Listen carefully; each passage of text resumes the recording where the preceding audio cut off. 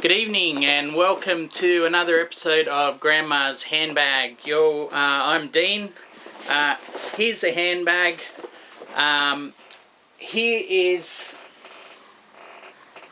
Grandma's little helper.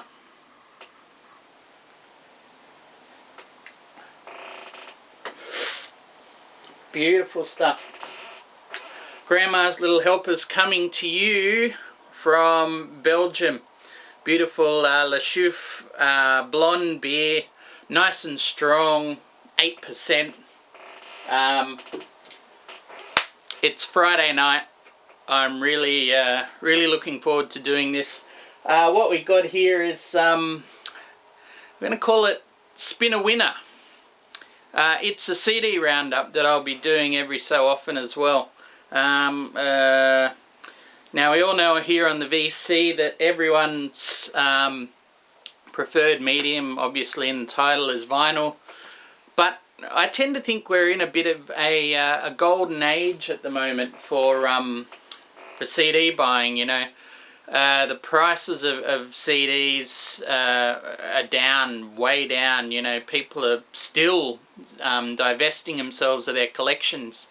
And you know, for what good reason, I'm not sure. But while the price of vinyl is sort of heading up and up, as many long timers would certainly know, CDs just keep going down and down. And you know, I'm not going to shy away from a bargain or especially a chance to discover new music wherever you can. So.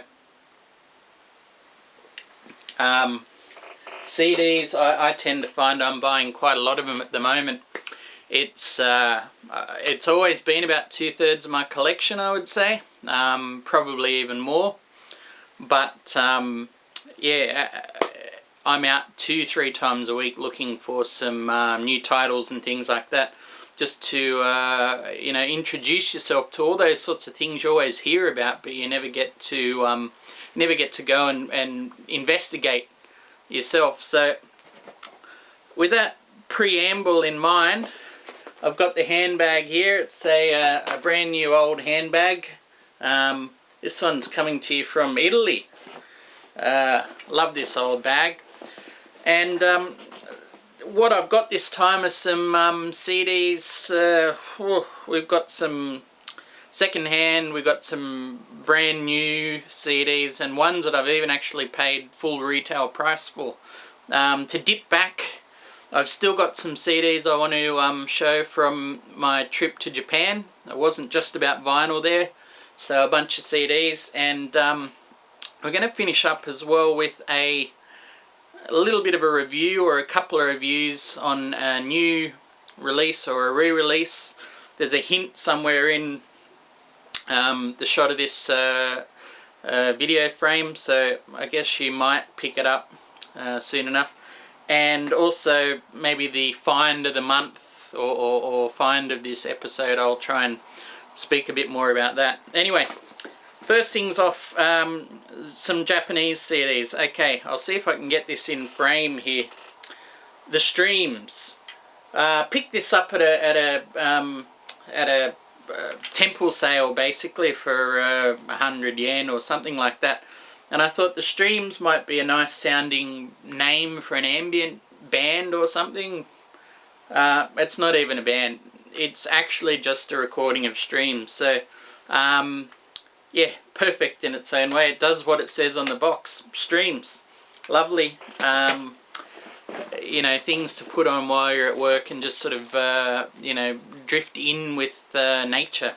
Great stuff. Next one, Beck's Midnight Vultures, 1999. This is a Japanese press. So you got the obi there. Also comes with a bonus track.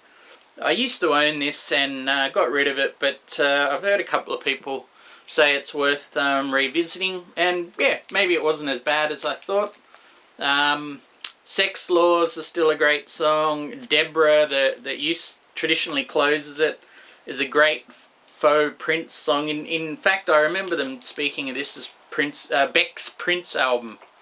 But actually the song I really enjoyed was Nicotine and Gravy. Forgot how good that was.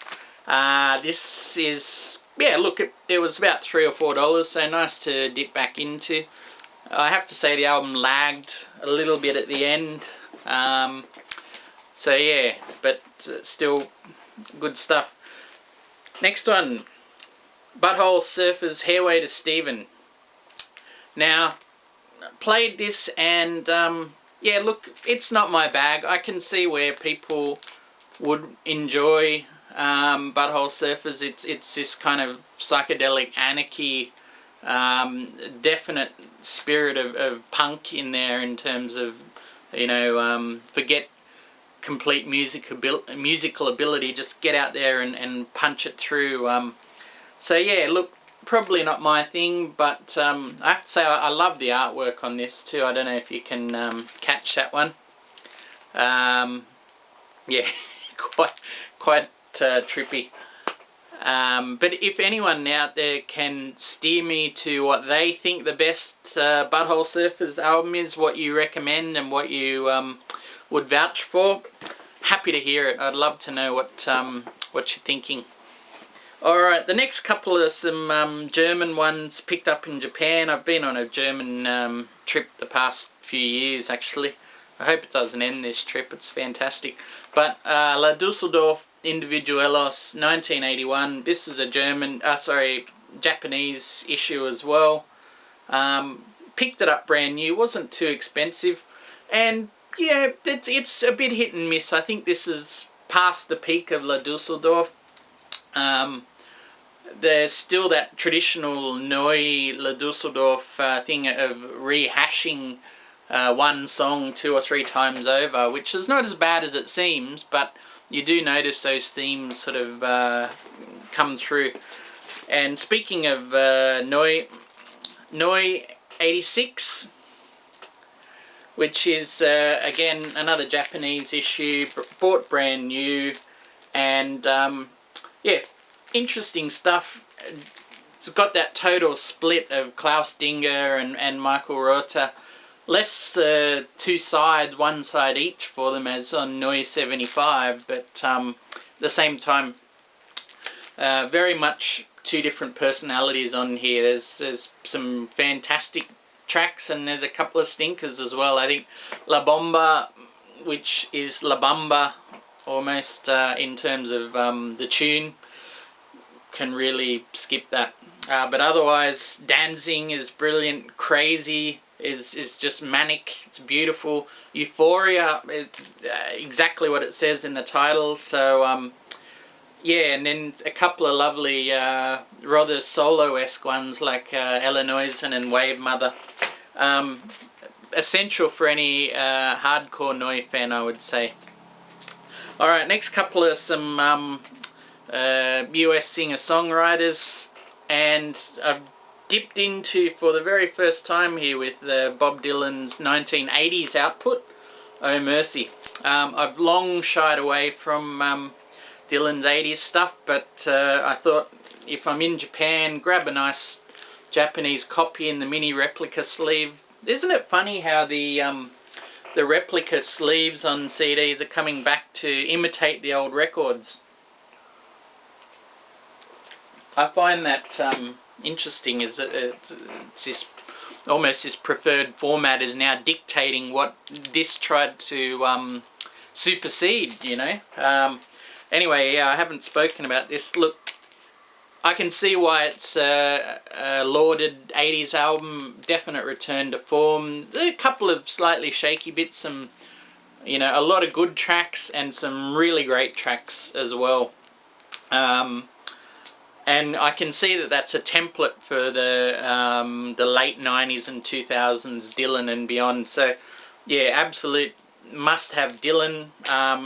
If anyone has anything to vouch for any other 80s Dylan, so anything between here and Slow Train Coming, let me know in the comments. I'd love to know where I've got to go next on the 80s Dylan journey. Okay, next one, Young Unplugged.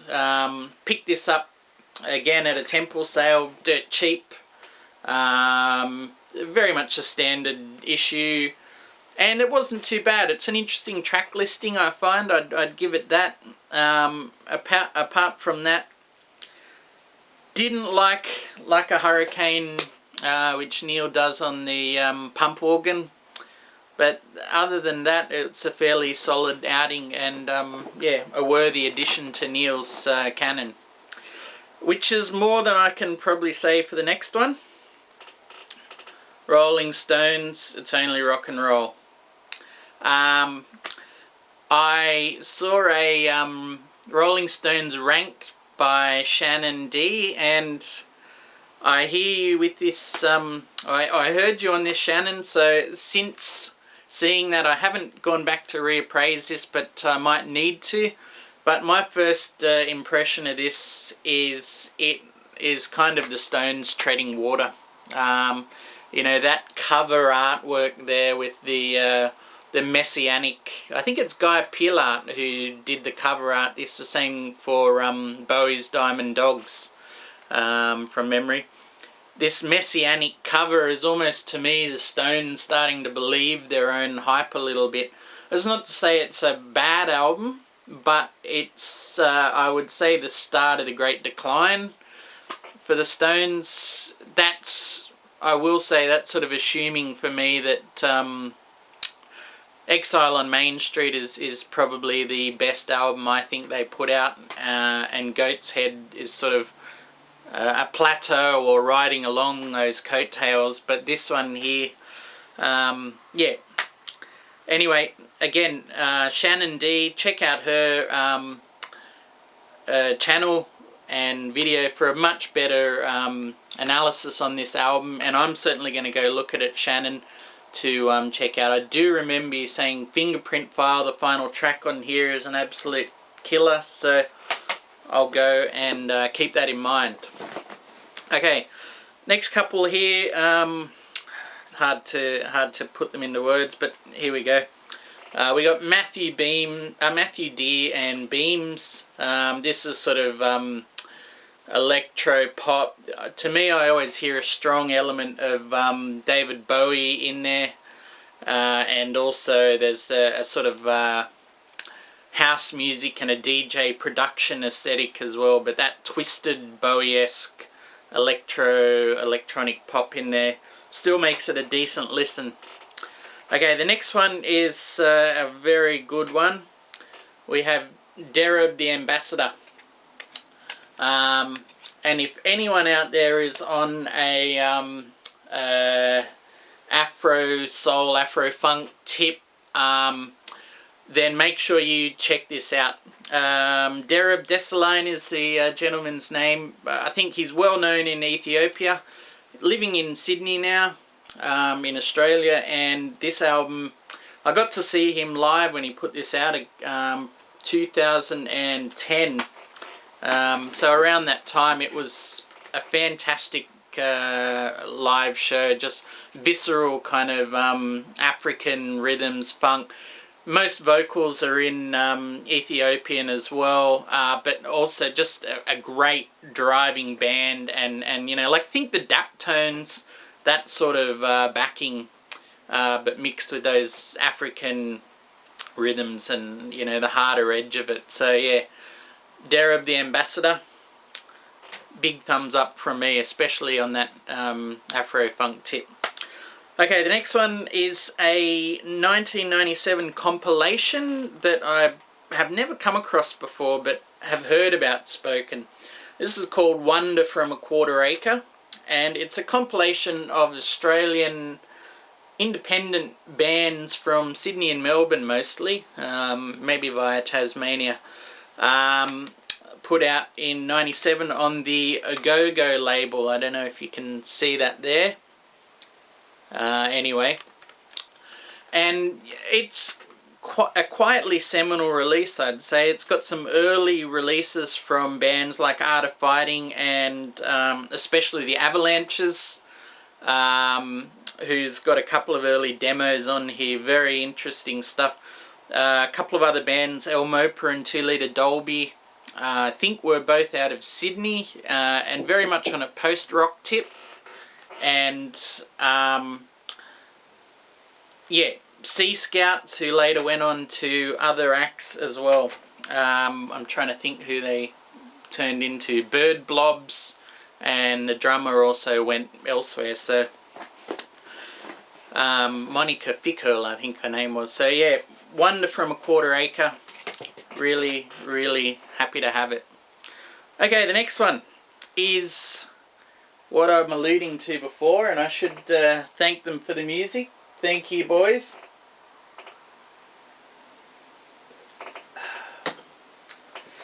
A really nice beer, this. I got to slow down at 8%.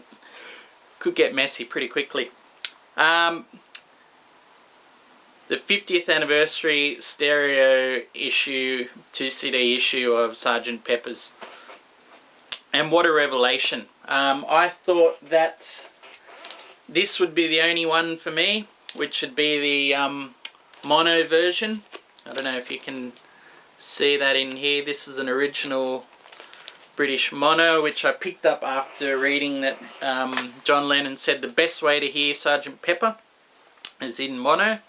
But I tell you what, this has become for me the definitive stereo issue. And I think what I really love about this is that it uses a full stereo spectrum.